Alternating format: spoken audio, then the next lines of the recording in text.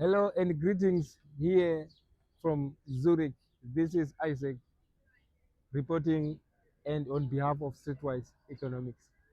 Today I'm reporting this video right behind me here. You see, this is Lake Zurich, and up there, that's the Alps mountains here in Switzerland. I'm gonna share with you guys what I've learned during this trip here in Switzerland in terms of how much we have spent on a day-to-day basis.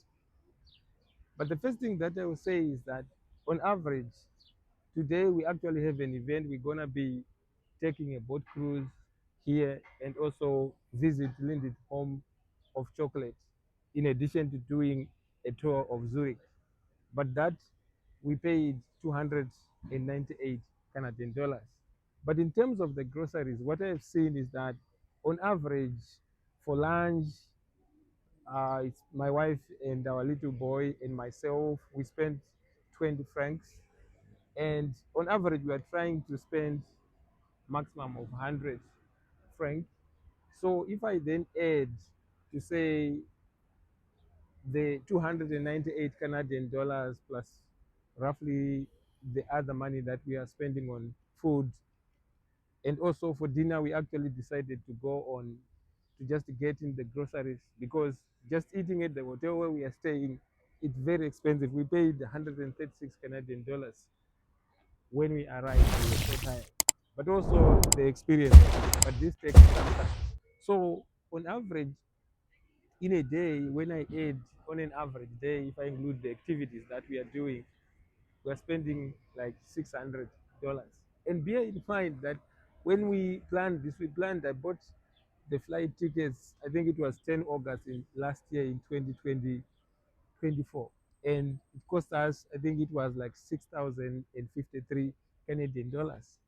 And in terms of planning, that's very, very important. So Zurich is actually quite expensive.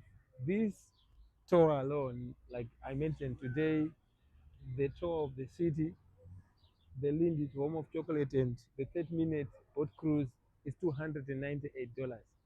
But if I also then include the transport, because from the hotel we were paying Ubers, and we realized that we're paying even much more because for a 48, 24-hour long valid ticket to use the train, which is very efficient, we paid 28 Swiss franc, right? So we can use it for 2 days. And for the Uber, we were paying um, for one trip on average like almost $40. So we actually learned this. But the first few days we had just to do that because we didn't know the city as much. And our events that we were taking, for example, we took a bus trip to the World through Interlaken, passed through Lucerne. It was also, we are starting at 9, so we just had to just pay for the time. And also if we have a young baby, that's something to have in mind because we didn't want to get lost. The data plan didn't work. So that's something that I'm learning from traveling.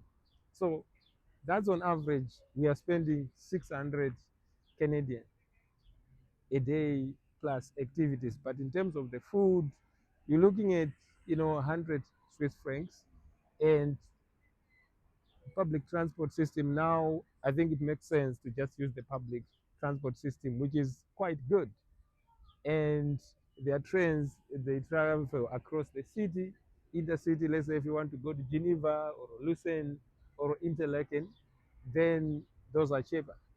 And then you take the tram, those are the small ones. But that's just a summary. But the good thing is this is a vacation that we planned, and whilst I'm also doing that, I'm also trading, and I'm gonna do a video about how I'm trading today. But I also want to just share with you guys some views. Behind me there are people who are actually going for the cruise, but right over there, like I said, that's where the Alps mountains are. You can see another beautiful view. You can see right there, that's the public transport system. That's a tram.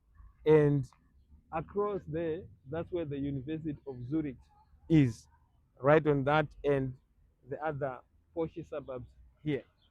something that I found very interesting about this country is that right across there to the Bahnhof train station, there's Bahnhof Street, and I could marvel because I could see all the biggest brands that you can think of. Tommy Hilfiger, Lacoste. I saw all these, some of them for private sales, and also there's also the financial district. So Switzerland is a country that I'm learning that they build their wealth quietly. So that's something that I just wanted to say. So if you guys want to travel, you should just make sure that you learn about the transport system and you quickly find ways to learn about the transport system to save costs rather than going for Ubers because they are quite expensive, and in food you can find other ways that are cheaper, but still if you have the money you can always eat anywhere you want, but it's quite expensive.